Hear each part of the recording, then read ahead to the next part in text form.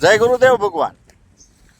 આજ આપણે આપણા એક પ્રગતિશીલ ખેડૂત જયંતિભાઈ અમીપરાની વાડીએ આવ્યા છીએ અને આપણે તેને રેનો કંપનીનું મીનાક્ષી જે બિયારણ આવે છે એ આપેલું હતું અને તમે જોઈ લો, ખેડૂત પોતે એની હાથે જ ઉપાડેલું. જો આ જગ્યા અને આમ જો સરખું બતાવો, ફરતું ફરે એવું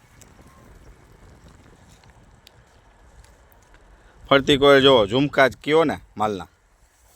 રેનો કંપનીનું મીનાક્ષી વાવેલું છે. 14 વીઘાનું ફિલ્ડ છે અહીંયા. અને તમે આજની તારીખ છે 10/5/2026 અહીંયા છે અને થોડુંક પાછળ વાવેલું છે. 14 વીઘાનું છે અને આપણે જ બિયારણ આપેલું હતું.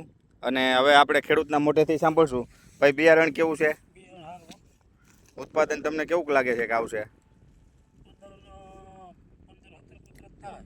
15-17 કોથળા થાય એવું છે ને? હા. અને એમાં કંઈ બીજી વેરાયટીના છોડ આવ્યા હોય એવું કંઈ હતું? પ્યોરિટી વાળું બિયારણ હતું ને? અને બધા એક ધારા આવા લાહા પોપટા જ આવ્યા છે ને? 3 દાણાવાળા પોપટા. હા, ખેડૂત ભાઈને તો 50% દેખાય, પણ આપણે એટલા બધા નથી કહેતા. 30% થી 35% 3 દાણાવાળા દોડવા થાય છે આમાં. ઉપરાંત અને તમે અત્યારે આ ફૂલ તડકામાં જમીન જોઈ લો, આજુબાજુમાં જાજુ કોરું ને એવું છે, છતાંય અહીંયા તમે જુઓ તો આ જમીનમાં હુકલ પટમાં આપણે વાવેલું છે. એકદમ લીલું અને કાળો ઘેરો ઊભો છે.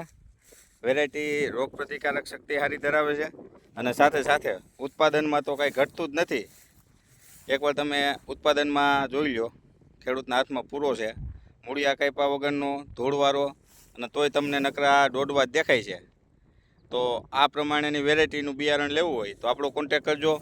અને રેનો કંપનીમાં પણ તમને મળી જાય છે. રેનો કંપનીનું આ મીનાક્ષી કરીને બિયારણ આવે છે. સારું મિત્રો, મળશું નવા વિડીયોમાં. જય ગુરુદેવ.